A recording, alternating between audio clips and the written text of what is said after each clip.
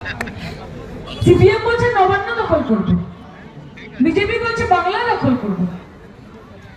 মানে বাংলা কি মোয়া নাকি? মোয়া, জয়নগরের মোয়া, যে তুমি বাংলা দখল করবে? হাতে সেঙ্গল ধরে নিলে রাজাধিরাজ মহারাজ হওয়া যায় না, লম্বা সাদা দাড়ি রাখলে রবীন্দ্রনাথ হওয়া যায় না, আর সকাল থেকে রাত অব্দি মমতা বন্দ্যোপাধ্যায়কে গালাগালি দিয়ে আর যাই হোক না কেন বাংলার মুখ্যমন্ত্রী হওয়া যায় না। তার জন্য কাজ করতে হয়, বড় বড় বাতলা মেরে হয় না। এসআইআর এর নাম করে যে বদমাইশি করছে, এক একটা বিধানসভা থেকে 50, 60, 70 হাজার করে নাম বাদ দিচ্ছে। কি এজেন্ডা? কি এজেন্ডা? মমতা বন্দ্যোপাধ্যায়ের ভোটার বাদ দাও। আগে ছিল রিসর্ট পলিটিক্স, যে জিতছে জিতুক, কোনো অসুবিধা নেই, আমরা রিসর্টে চলে যাব, সেখানে গিয়ে আমরা এমপি এমএলএদেরকে ডেকে নেব, তাদেরকে কোটি কোটি টাকা দিয়ে কিনে নেব। এখন বলেছে এত ঝামেলার দরকার কি, সোজা ইলেকশন কমিশনকে কিনে নিন। এত ঝামেলার কি আছে? সোজা ইভিএম কিনে নিন। এত ঝামেলার কি আছে? এসআইআর করে দাও। একটা সময় ছিল যখন দেশের মানুষ সরকার নির্বাচন করতো, এখন এত দুরবস্থা আমাদের দেশে যে সরকার ভোটার নির্বাচন করছে। কে ভোটার হবে আমার? আমাকে কে ভোট দেবে? লজ্জা লাগে যে এরকম একটা দেশে আমরা বাস করি। गणतंत्र क्या बोलते ना, धजिया उड़ा दिए। गणतंत्र का धजिया उड़ा दिया है। सबका साथ, सबका विकास, सबका विश्वास, এটাই তো নারা ছিল। আসলে কি জানেন, खुद का साथ, दोस्तों का विकास, गणतंत्र का विनाश और पूरे देश का सर्वनाश, এটাই হচ্ছে বিজেপির একমাত্র মডেল। এটা ছাড়া আর কোনো মডেল নেই।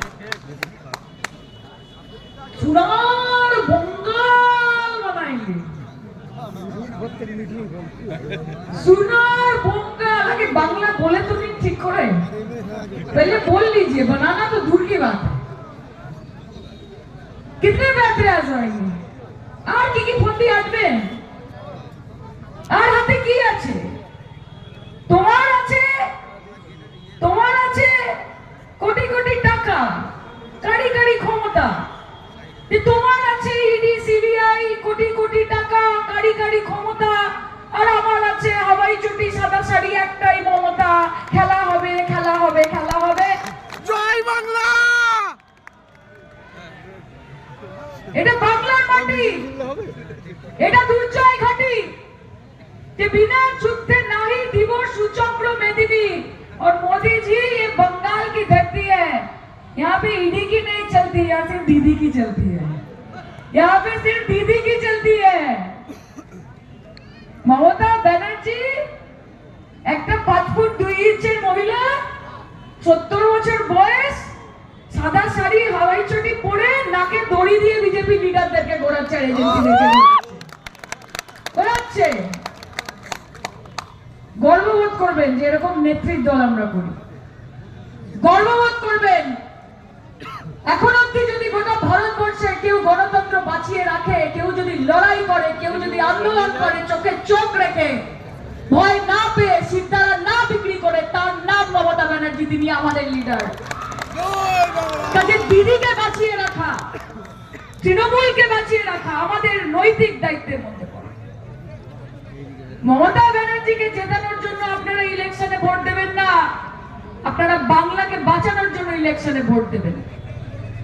এমন একজনকে ভোট দেবেন, এমন একজনকে ভোট দেবেন যে বলছে রবীন্দ্রনাথ ঠাকুরকে রবীন্দ্রনাথ সান্যাল। শুনেছেন তো রবীন্দ্রনাথ সান্যাল? এমন পার্টিকে এখানে নিয়ে আসবেন যিনি বঙ্কিম বাবুকে বলছে বঙ্কিম দা। আপনার ছোটবেলার বন্ধু নাকি? পাশে ক্যারাম খেলতেন একসাথে, ক্যারাম খেলতে। ক্ষুদিরাম সিং কি বলছেন দাদা? আমি তো মানে ছেড়ে দেওয়া কেঁদে আছি, পারা যাচ্ছে না এদেরকে নিয়ে। আগের দিন শুনছি একজন লিডার বলছেন, নীতিন গাডকারি বলছেন বিবেকানন্দ এবং দাউদ ইব্রাহিমের আইকিউ এক। Can you imagine? বলছে বিবেকানন্দ এবং দাউদ ইব্রাহিমের আইকিউ এক। একজন বলছে রাজা রামমোহন রায় ব্রিটিশদের দালাল ছিল। কনফিউজ হয়ে গেছে সাভারকারের সাথে। সবাই জানে ব্রিটিশদের দালাল কারা ছিল, সবাই জানে। তখন কারা ছিল, যারা কারা ব্রিটিশের দালালি করতো সেটাও আমরা জানি। আর এখন যারা বিজেপি দালালি করে সেটাও আমরা জানি। এটা আমাদেরকে শেখাতে হবে না। এদের হাতে বাংলাকে তুলে দেবেন না। বিজেপি বাংলায় এলে কাতলা চলবে না, শুধু ধোকলা চলবে, মাথায় রাখবেন।